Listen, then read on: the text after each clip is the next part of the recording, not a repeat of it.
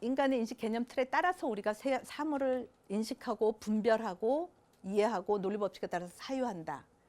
근데 문제는 불교는 왜 그거를 넘어서려고 하는 걸까? 이렇게 했을 때, 그러니까 인식된 결과, 분석된 결과, 분별된 그거를 넘어서서 과연 무엇이 있어서 그런 것일까를 물었었죠. 그 이야기는 지금 여태까지 이야기한 것과 연관하면은 양과 이전의 소량이 과연 뭐냐, 분별되기 이전의 그 X가 뭐냐, 소량이 과연 뭐냐의 물음이 되겠죠.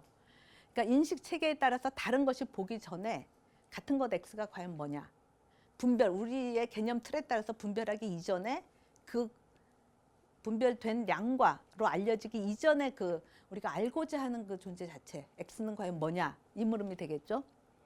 그러니까 인식 틀에 따른 분별 이전에 공통의 것은 과연 무엇인가의 물음이 되는데, 이제 우리가 던지고 있는 질문이죠. 이 똑같은 물음이 사실 서양 철학에서는 칸트가 제기한 물음도 마찬가지라고 볼 수 있습니다. 뭐냐면은 칸트는 우리가 인식한 세계, 경험한 세계는 우리 자신의 인식 틀에 따라서 규정된 세계다. 인식 틀이라는 게 우리는 세계를 보는, 감각하기도 하고 사유하기도 하는데, 그런 감각 활동이나 사유의 활동에 있어서는 어떤 인지 틀이 있다. 지각 활동의 틀, 직관이라고도 이야기하죠. 직관의 틀, 사유의 틀, 뭐 시공간 형식, 범주 형식, 그것에 따라서 우리가 세계를 인식한다. 그렇기 때문에 인식된 세계는 현상이다. 그럼 질문은 뭐냐면은 그렇게 규정되기 전에 세계 자체는 뭐냐, 물 자체는 뭐냐, 이런 질문을 던질 수 있겠죠. 우리가 지금 같은 물음을 묻고 있는 거다라고 볼 수 있죠. 개념 틀에 따라서 인식된 양과로서 인식된 그것 이전의 소량은 과연 무엇이냐, 그거를 찾아봐야 되겠죠. 예, 그 대상 자체가 과연 뭐냐, 그것을 찾아보기 위해서 다시 한번 또 이것도 뭐 형태 심리학에서 자주 등장하는 그림이죠. 뭐 루빈의 컵이라고 이야기하죠. 이 그림에서 여러분은 무엇을 보시나요? 아, 다 사람만 보시는군요. 그러니까 어떤 사람은 너무 목이 말라요. 그래서 막 컵을 찾고 있었어.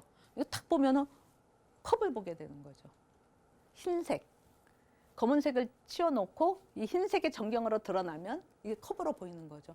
컵이 너무 이쁘게 생겨서 잘 컵으로 안 보이나 보죠. 네. 누구는 컵을 볼 수도 있고, 또 이 강의 마치고 나서는 나가서 애인하고 만나서 저 뭐 채집에서 저 마주 봤으면 좋겠다, 이런 사람, 딱 이 마주보고 있는 사람 얼굴을 보게 되겠죠. 그러니까 검은색을 보면은 흰색은 뒤로 물러나고 배경이 되고, 검은색이 전경이 되면 사람을 보고,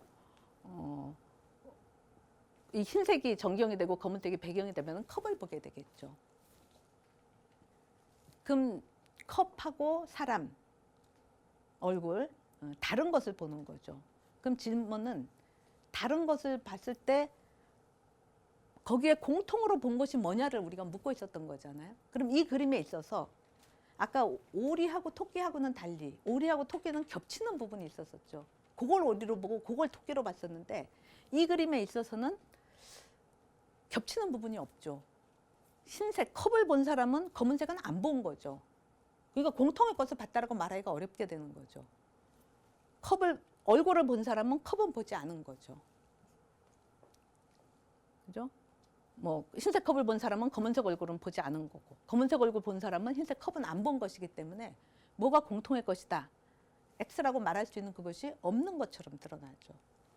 마찬가지 그림입니다. 애셔의 천사와 악마 그림인데, 애셔는 들어보셨죠?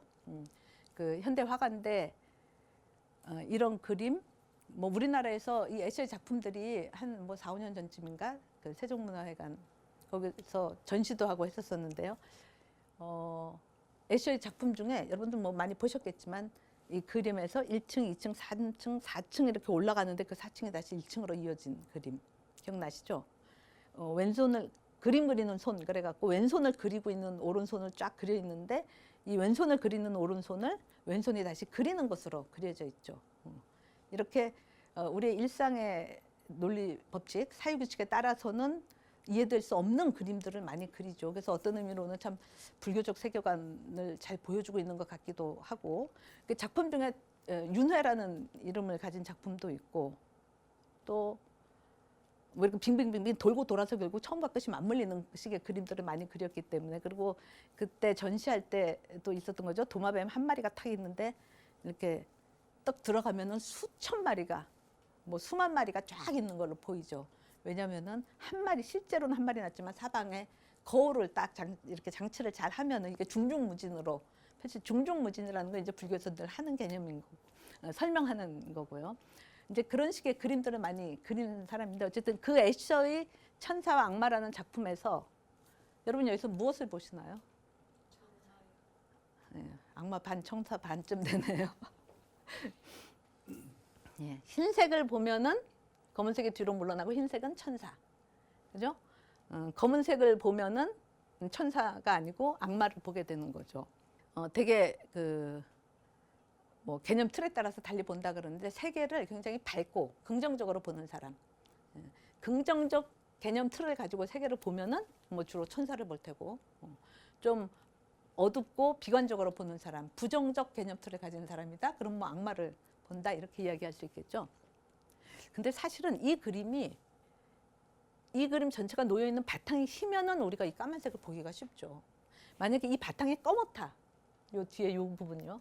그러면은 아마 흰색이 드러나서 천사로 보기가 쉽고 그럴 것 같아요. 그러니까 이 효과를 어떻게 내느냐에 따를 텐데 어쨌든 누구는 천사를 보고 누구는 악마를 본다.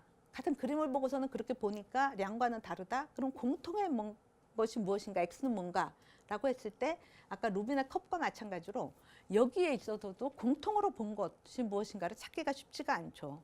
왜냐하면은 천사를 본 사람은 여기 이 검은색으로 되어 있는 악마는 보지 않은 거가 되는 거죠. 그죠? 배경으로 되니까. 악마를 본 사람은 흰색은 보지 않은 거가 되는 거죠.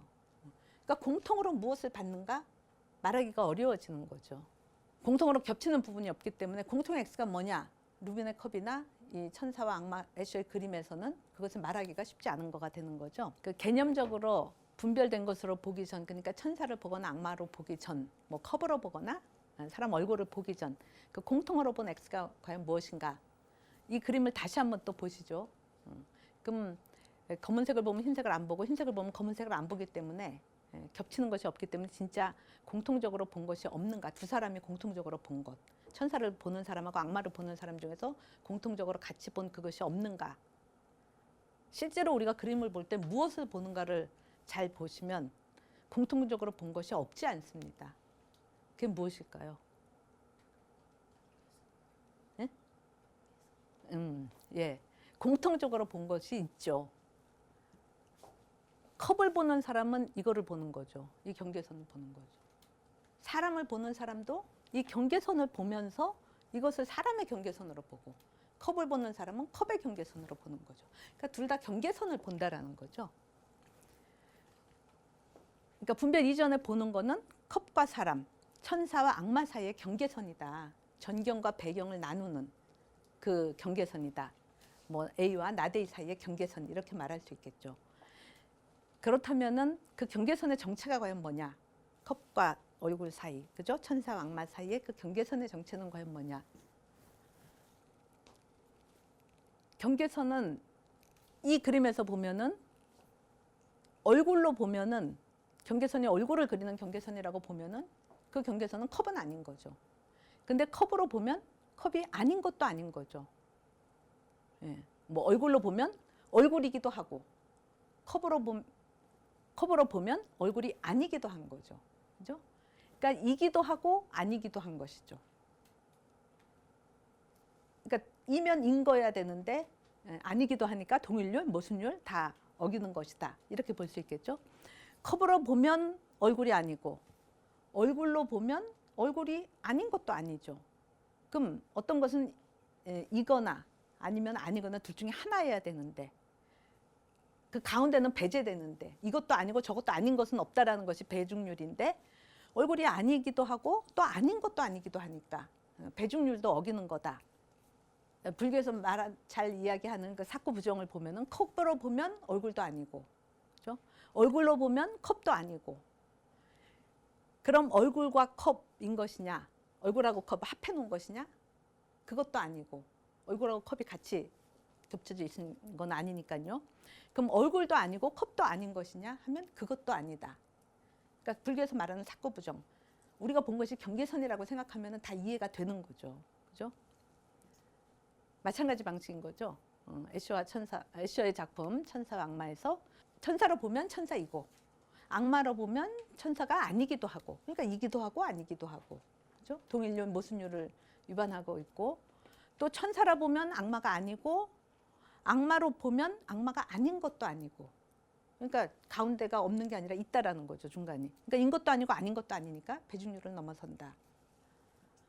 또 마찬가지로 악마로 보면 천사도 아니고 천사로 보면 악마도 아니고, 그러니까 A도 아니고 not A도 아니고, 그럼 천사와 악마인 건가? 그것도 아니고, 천사도 아니고 악마도 아닌 것인가? 그것도 아니다. 그러니까 사구부정이 타당하다, 이렇게 이야기할 수 있게 되는 거죠. 그러니까 경계선의 정체가 무엇인가 했는데, 우리가 일상적으로 개념적으로 분별해서 인식하는 것은 다 동일률, 모순율, 배중률에 따라서 인식되는 것이지만, 그것을 따라서 우리가 사유하고 분별하지만, 우리가 그 개념적인 분별 넘어서 우리가 본 것, 그러니까 양과 이전에 우리가 보게 되는 소량 X, 그거는 인 것과 아닌 것, 이것과 저것 사이에서 성립하는 경계선이고, 그것이 고정되어 있는 것이 아니라 이렇게도 될 수 있고 저렇게도 될 수 있으니까, 그 경계선은 인 것과 아닌 것 사이에서, 이것과 저것 사이에서 유동하는, 춤추는 경계선이다, 이렇게 이야기할 수 있겠죠. 그러니까 불교가 개념적인 분별 너머에 바라본 것은 인 것과 아닌 것, 이기도 하고 없기도 한 것, 유와 무를 넘어선 것이고, 그런 의미에서 유도 아니고 무도 아니다, 인 것도 아니고 아닌 것도 아니다, 그런 의미에서 공이다라고 이야기할 수가 있겠죠. 근데 그 공이 이것도 아니고 저것도 아닌 경계선으로서의 공인데, 그것으로 인해서, 그 경계선으로 인해서 그게 컵으로도 될 수 있고, 사람 얼굴도 되고, 그죠? 이것도 되고 저것도 되고, 이것도 아니고 저것도 아니지만 거기에서부터 이것도 되고 저것도 될 수 있는 것이기 때문에, 그런 거를 공에서부터, 있는 것도 아니고 없는 것도 아닌 그 공에서부터 이것과 저것이 생겨나기 때문에, 그 공을 말하면서 색즉시공, 공즉시색, 그러면서 그 공을 진공묘유다, 이렇게 이야기하는 거죠. 그러니까 이것 저것으로 규정할 수 없는 것이기에 공이라고 이야기하지만, 유, 무로 규정할 수 없기에 공이라고 하지만, 그 공에서부터 묘하게 모든 것들이 다 생겨날 수 있는 묘유다라고 이야기를 하는 거죠. 예, 그것은 불교가 개념적인 규정 너머에서 실제로 본 그 존재의 실상은 이것 또는 저것으로, 그러니까 컵 또는 얼굴, 이렇게 어떤 자기동일적인 개별적인 실체로 설정할 수 없는 것이고, 그렇게 구체화되기 이전에 어떤 유동성이다, 춤추는 경계선이라고 이야기했듯이요. 그러니까 고정적인 자기 동일적 사물이 아니라 매 순간 변화해가는 것이다 라고 이야기할 수 있는 것이죠. 이렇게 존재하는 것을 고정적 실체로 보지 않고 변화하는 유동적인 것으로 보는 것은 우리가 불교에서 사법인 중에 하나죠. 재행무상, 이렇게 이야기하는데, 재행무상을 말하는데, 재행무상의 무상성이라는 게 뭐 인생은 무상하다, 그래서 쭉 자기 동일적인 인간으로 살다가 뭐 몇 살 넘으면은, 예전 같으면 뭐 환갑 넘으면, 그렇지만 요즘 뭐 90살, 100살 이러면 이제 어차피 죽기 때문에 쭉 영원히 되지 않아서 이게 무상하다, 이런 의미의 무상이 아니라, 자기 동일적인 것이라고 생각하는 그 기간 내에서도 끊임없이 매 찰나찰나마다 생멸하는 존재이기 때문에 무상하다. 그래서 찰나 생멸을 이야기하죠. 한 찰나에 생겨나고 그 다음 찰나에 멸하는 것이 재행무상의 의미인데, 그러니까 존재하는 것은 실제는 자기 동일적인 어떤 사물이 아니라 매 순간에 변화하는 그런 걸 우리가 고정된 사물이 아니라 사건이다, 뭐 이렇게 이야기할 수 있겠죠. 그러니까 매 순간 변화하기 때문에 자기 동일성을 갖는 것이 아니라, 그러니까 자기 동일성, 동일률이 깨지는 그런, 실제 존재하는 것은 그런 차원의 존재다. 그리고 매 순간 변화한다라는 얘기는 한 찰나에 생겨나고 그 다음 찰나에 멸하는 것인데, 생한다라는 건 없는 게 있는 게 되고, 그죠? 멸한다는 거는 있는 게 없는 게 되는 거죠. 그러니까 인 것과 아닌 것, 아닌 것과 인 것이 함께 해야지 변화가 성립하기 때문에, 그 중에 어느 하나만 잘라서 인 것이다, 아닌 것이다, 이렇게 이야기할 수 없는 그 측면을 이야기하고 있다라는 거죠. 찰나 생멸이라는 것도. 그러니까 인 것에서 아닌 것으로, 아닌 것에서 인 것으로 바뀌는 것이 존재의 실상이기 때문에, 뭐 모순율, 배중률을 넘어선다라고 말할 수 있고, 존재하는 것은 자기 동일적 사물, 이것 또는 저것으로 규정되지 않는 것이다. 그래서 공이다.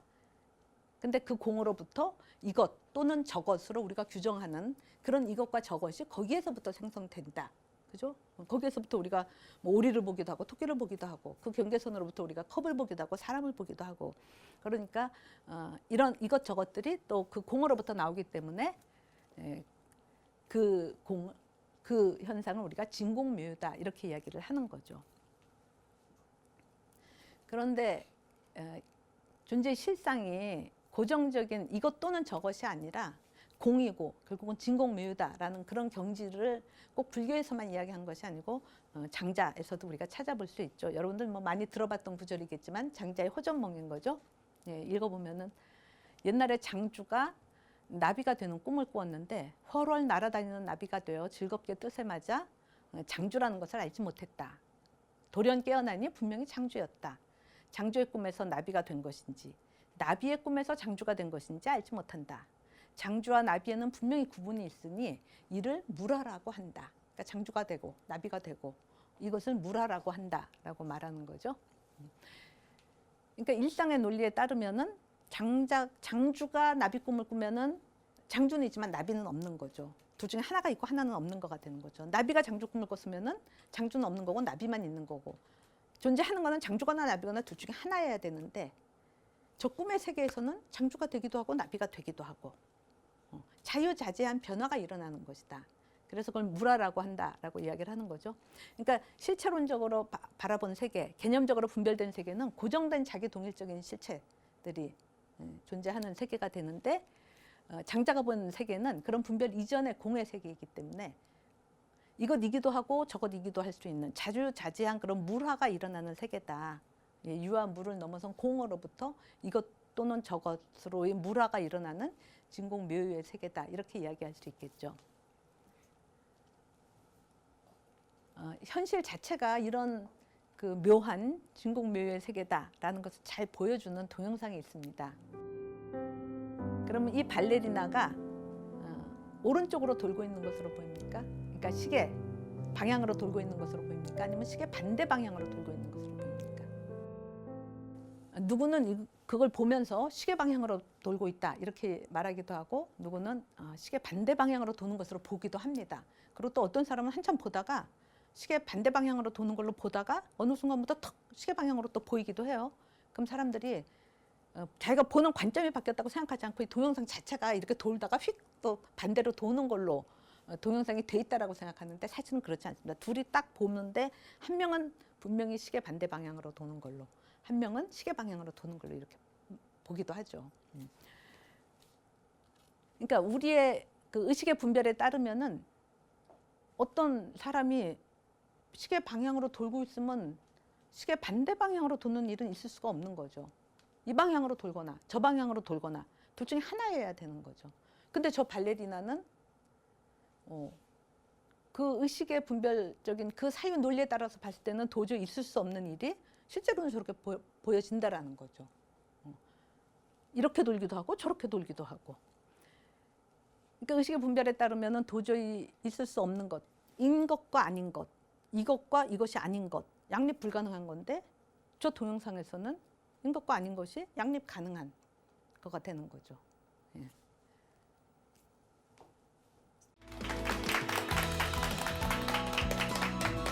네, 안녕하세요. 대학에서 철학을 강의하고 있는 한자경입니다. 앞으로 5회에 걸쳐서 불교의 세계관과 인간관에 대해서 말씀드려 보겠습니다. 보는 관점에 따라서 세상은 굉장히 달리 보이기도 하죠. 이런 점에서 불교는 일수사견을 말합니다. 일수, 하나의 물에 사견, 네 가지 견의 관점이 성립한다라는 거죠. 하나의 똑같은 물을 놓고 인간은 그것을 마시는 물로 보고 또 물고기는 그 물을 거주하는 공간으로 보겠죠. 천상의 존재는 물을 반짝거리는 보석같이 여기고 또 그 아귀는 물을 끈적거리는 고름같이 본다고 합니다. 그런 방식으로 관점에 따라서 세상은 달리 보인다는 거죠. 그렇다면 불교적 관점에서 보면 세상은 어떻게 보일까요? 이 문제를 놓고 불교의 세계관과 인간관에 대해서 5회 동안 말씀드려 보겠습니다.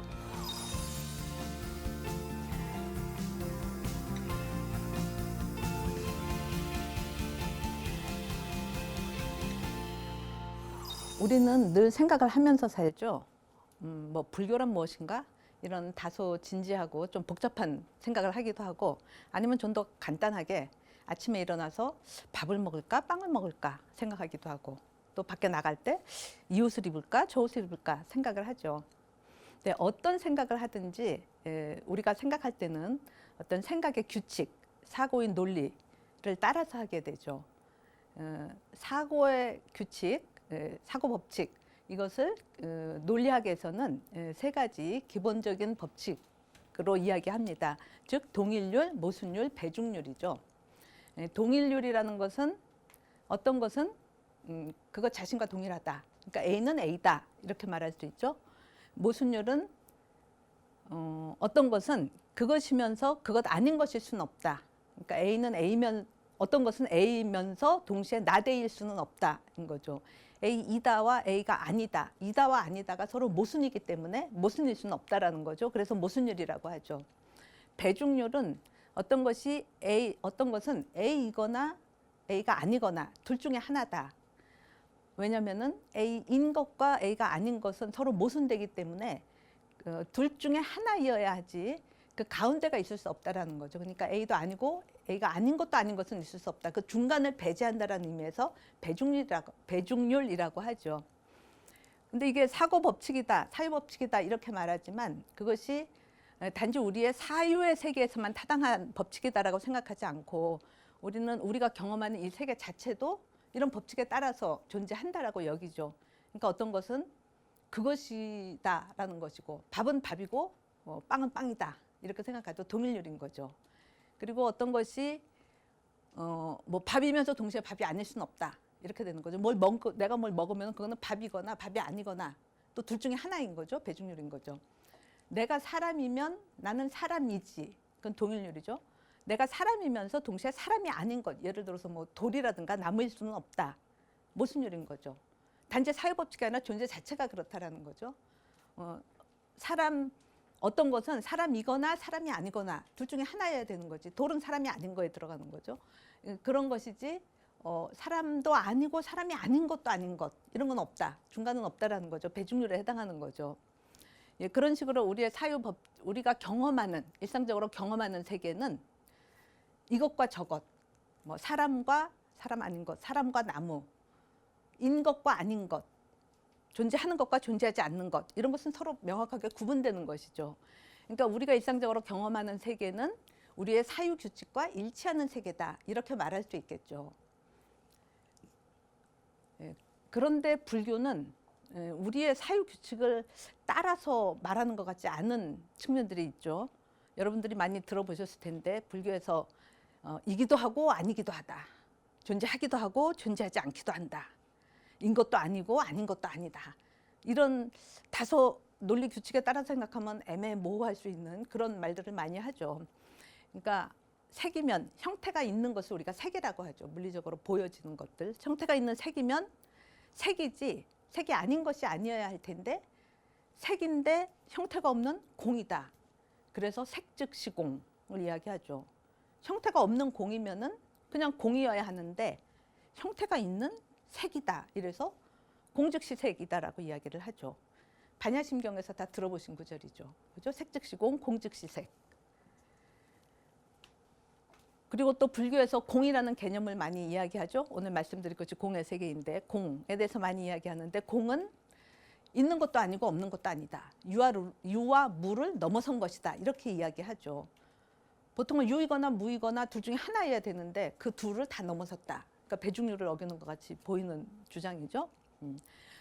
공은 유도 아니고 무도 아니다. 그럼 유이기도 하고 무이기도 한 건가? 그것도 아니다. 세 번째인 거죠. 유도 아니고 유이고 무인 것도 아니다. 그러면은 유가 아니고 무가 아닌 건가? 근데 그것도 아니다. 유 아닌 것도 아니고 무 아닌 것도 아니다. 이렇게 이야기함으로써 이런 거를 이제 우리가 사고부정이라고 하죠. 불교에서는 이런 사고부정을 이야기하는 거죠.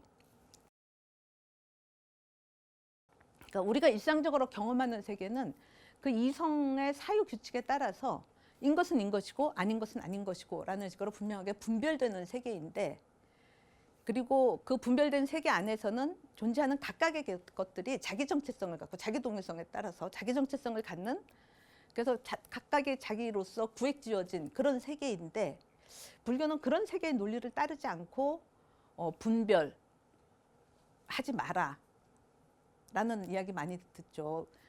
일상적인 경험적인 세계에서 논리적 법칙에 따라서 사유하고 분별하는 것이 기본인데, 불교에서는 분별하지 마라, 험한 분별이다, 망상이다 라는 이야기들을 많이 하죠.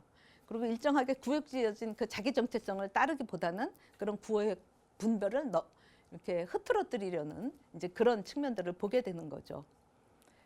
그렇다면 불교에서는 왜 우리가 일상 세계를 설명할 때 사용하는 그런 사유 규칙을 넘어서서 분별과 그런 구획을 넘어서서 생각하려고 하는 것일까요? 우리 일상적인 이성의 논리가 담고 있는 그런 분별과 구획 너머에 과연 무엇인가가 있어서 불교가 그것을 보고 그런 분별과 구획 너머를 생각하는 것일까요? 만약 그런 게 있다면, 그렇다면 불교가 그것을 본 것이라면 그럼 그게 과연 무엇일까요? 그 문제를 생각해 보려고 합니다. 그러니까 이성의 분별과 구획 너머에 과연 무엇이 있는 건가? 그 무엇이 있길래 불교가 그것을 보고 그 일상적인 이성적인 그 사유의 논리에 따르는 그거를 피하려고 하는 걸까? 그건 너머를 자꾸 이야기하는 것일까요? 예, 그 분별 너머에 과연 무엇이 있는가? 이거를 생각해 보기 위해서 일단 이 그림을 한번 쳐다보죠. 예, 이거는 그 형태 심리학, 게슈탈트 심리학이라고 이야기하는 데서 여러분들도 자주 보셨을 것입니다. 여기서 여러분은 무엇을 보십니까? 예, 오리도 보고 누구는 토끼도 보고 그러죠. 이 길쭉하게 생긴 이거가 불이라고 생각하면, 입이라고 생각하면 저쪽을 보고 있는 오리가 될 테고요. 그럼 이제 오리를 보는 거고, 이 길쭉한 것이 귀라고 생각하면 이쪽을 보고 있는 토끼로 보이는 거죠.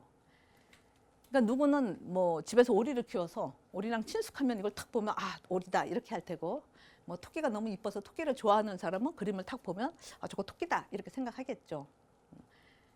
그렇다면은 둘은, 그러니까 오리를 본 사람하고 토끼를 본 사람 둘은 과연 같은 것을 본 것인가, 다른 것을 본 것인가, 이렇게 물어볼 수 있겠죠. 우선 그러니까 누구는 토끼를 보고 누구는 오리를 봤다. 그럼 본 것이 누군 토끼고 누군 오리잖아요. 근데 오리는 토끼가 아닌 거죠. 그죠? 그러면 둘은 다른 것을 봤다. 이렇게 이야기할 수 있겠죠.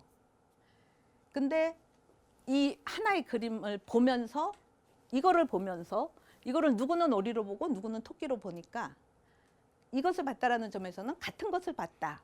이렇게 이야기할 수 있겠죠.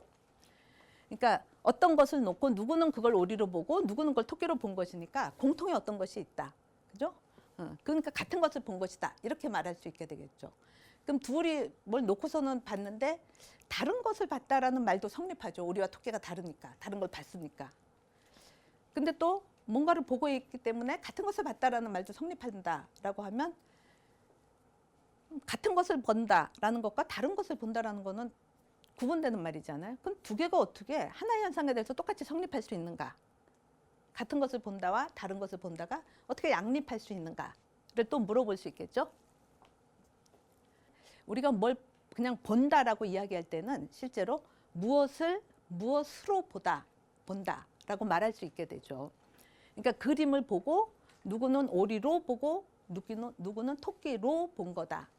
그러니까 공통의 것은 X고 X를 오리로 보고 토끼로 본다.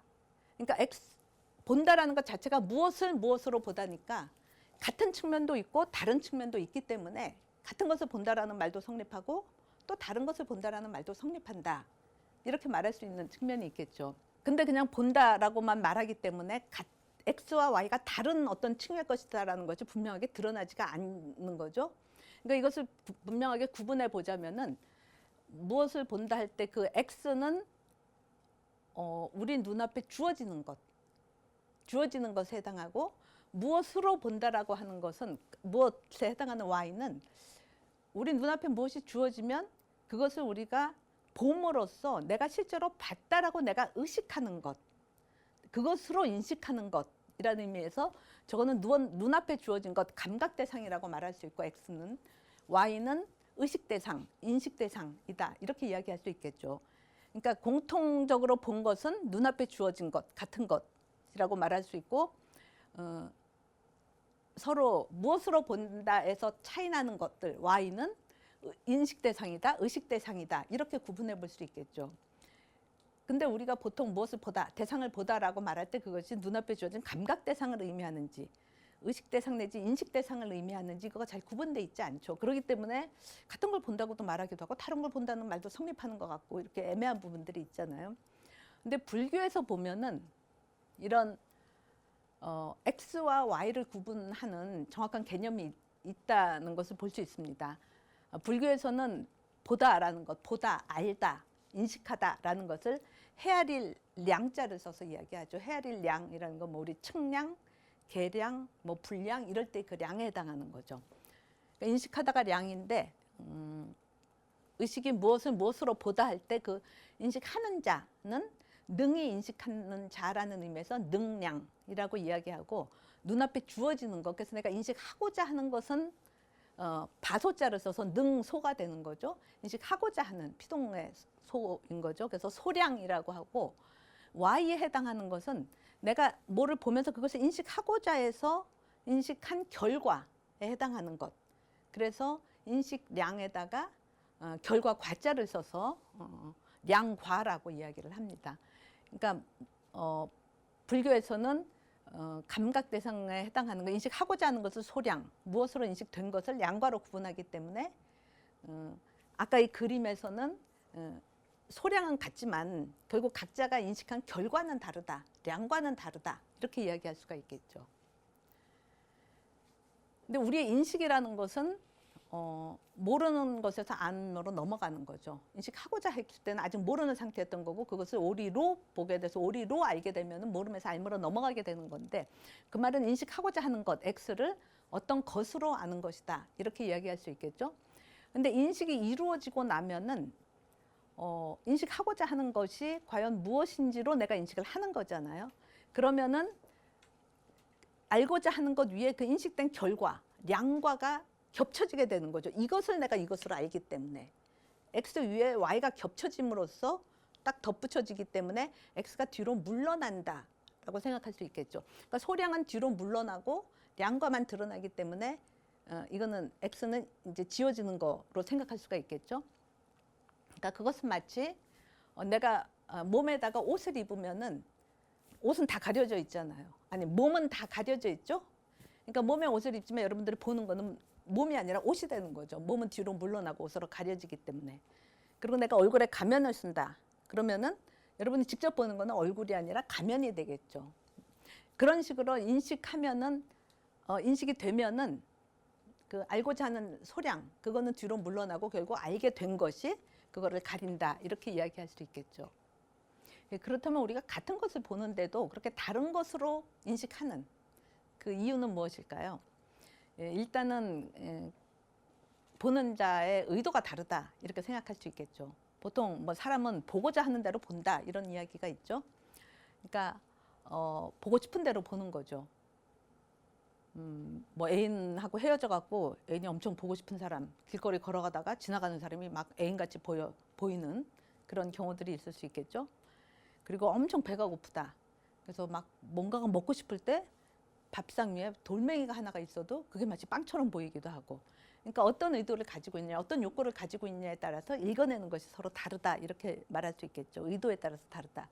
그리고 또 하나는 우리가 어떤 인식틀, 어떤 개념틀을 따라서 세상을 보는가에 따라서 다르다 이렇게 이야기할 수 있겠죠. 그러니까 감각 경험을 통해서 우리에게 주어진 그 감각 자료들, 그 정보들을 처리하는 정보 처리 시스템이라고 할 수 있는 우리 두뇌 신경망이 어떤 방식으로 구조지어져 있느냐에 따라서, 그러니까 그 두뇌 신경망 중에서 오리 방면이 좀 더 두드러진 사람이면은 뭘 보면 그대로 오리로 인식을 할 테고, 뭐 토끼 방면이 강하면은 토끼로 인식할 때고, 이런 식으로 어떤 인식 체계를 가지고 있느냐, 어떤 개념틀에 따라서 세계를 보느냐에 따라서 보여지는 것, 인식된 결과가 서로 다르다 이렇게 이야기할 수 있겠죠. 이제 그런 측면은 우리가 외국어를 인지하는 거를 보면은 그 외국어를 공부를 해서 습득을 해서 그것을 이해할 수 있는 인지 틀이 갖추어져 있으면 그 나라 사람이 외국 사람이 말을 하는 거가 의미 있는 언어로 들리겠죠. 근데 그런 인식망이 갖추어져 있지 않다. 그러니까 뭐 그 교육을 받지 않아서 공부를 하지 않아서 그런 인식망이 갖추어져 있지 않다. 그러면은 내가 모르는 뭐 누가 스페인어로 이야기한다. 나한테는 스페인어를 받아들일 수 있는 그런 인식 체계가 갖추어져 있지 않다. 그러면은 스페인 사람이 말을 해도 그거가 언어로 들리지 않고 무슨 소리, 잡음 이렇게 들리겠죠. 뭐 내가 의미 있는 말들을 우리가 서로 주고받아도 새가 들으면은 그 인식 체계를 가지고 있지 않으니까 새한테는 뭐 개가 짖는 소리나 똑같이 들리겠죠. 그런 거는 어떤 것으로 우리가 인식하느냐, 그 양과가 어떻게 되느냐는 그것을 인식하는 주체가 가지고 있는 인식망, 개념 틀에 따라서 다르다, 달리 나타난다 이렇게 이야기할 수 있겠죠. 그런 인식 틀을 불교에서는 인식 능력, 인식 기관을 근이라고 이야기합니다. 그러니까 안, 이, 비, 설, 신의 인간의 6가지 인식 기관, 인식 능력 이건 이제 근이라고 이야기하는데 근에 따라서 서로 보는 것이 달리 나타날 수 있다. 그러니까 앞에서 일수사견 말씀드렸던 것처럼 인간이 가지고 있는 인식 기관하고 물고기가 가지고 있는 인식 기관이 다르니까 서로 다른 것을 보게 된다. 이렇게 이야기할 수 있겠죠.